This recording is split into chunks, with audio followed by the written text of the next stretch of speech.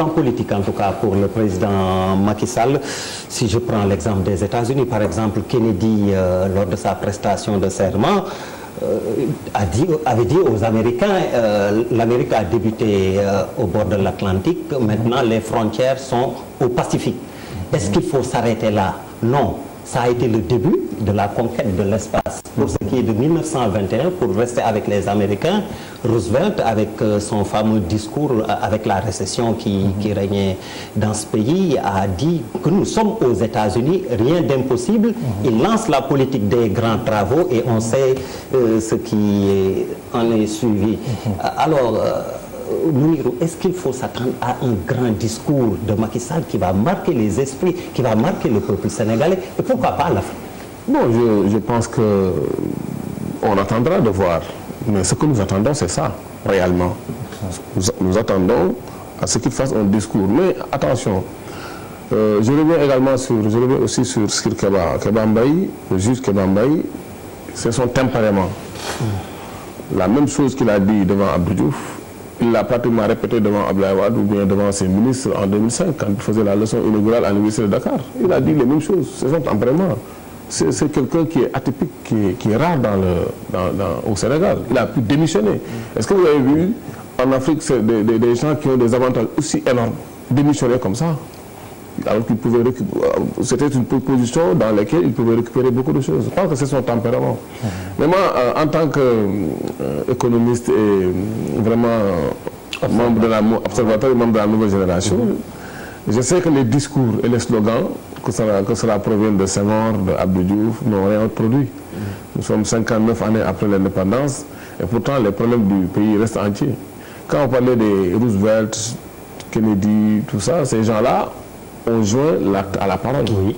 Et que par la suite, les États-Unis sous Kennedy, pourquoi les Américains jusqu'à présent ont la nostalgie de Kennedy?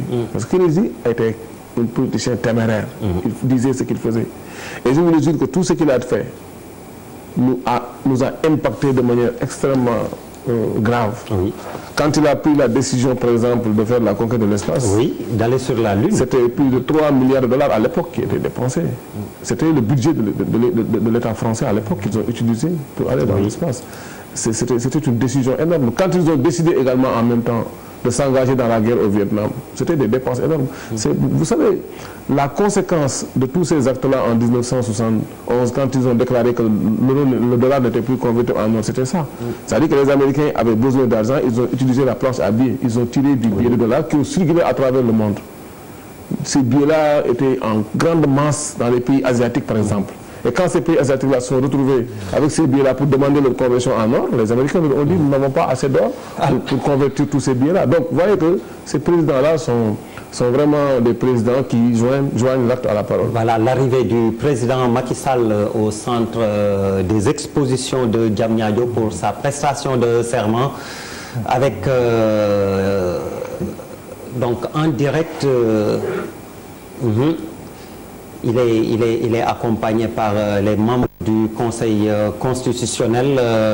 Chérif Dia, que nous avons en repérage, s'il veut intervenir, il peut le faire à tout moment. Alors c'est véritablement là le début du cérémonial qui va marquer le début du magistère, on peut le dire, du président Macky Sall. Je le disais tout à l'heure avec donc le professeur Mounirou.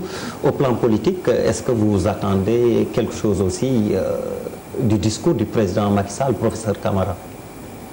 Ce devrait être un beau discours, un discours qui va cadrer avec la solennité de l'événement, avec, je dirais, les attentes qui sont très fortes des concitoyens du président nouvellement élu. On devrait s'attendre donc à un discours mémorable avec sans doute de fortes envolées lyriques, peut-être même des effets de manche. Mais comme l'a dit M. Mounirou Ndiaye, mon collègue Mounirou Ndiaye, ce n'est pas vraiment le plus important. Le plus important, c'est ce qu'il y aura derrière ce discours. Apparaît là, je dirais, la signification même de la notion de serment. Un serment, en sciences juridiques, qu'est-ce que ça veut dire? C'est un engagement solennel donné devant devant une autorité qualifiée, selon des formes prescrites, engagement, je dirais, de remplir la mission qu'on a confiée à celui qui prête serment, de remplir au mieux cette mission, de faire de son mieux pour remplir cette mission. J'ai l'habitude de dire qu'on n'a pas, à proprement parler, une obligation de résultat en la matière, mais on a une obligation de moyens. Le président des États-Unis qui prête serment, de par la Constitution de Philadelphie de 1787, jure devant Dieu et dans toute la mesure de ses moyens, il est bien précisé dans le texte, dans toute la mesure de ses moyens, de chercher le bonheur des États-Unis, de défendre la Constitution, de sauvegarder la Constitution des États-Unis. Donc ça, c'est fondamental. Il ne s'agit pas de prêter serment et après d'oublier son serment et d'agir à sa guise, en piétinant, en foulant aux pieds les règles constitutionnelles. Hein. Lorsque le président de la République jure devant Dieu et devant les hommes qu'il va défendre les dispositions de la Constitution et des lois, il va falloir qu'il soit très regardant par rapport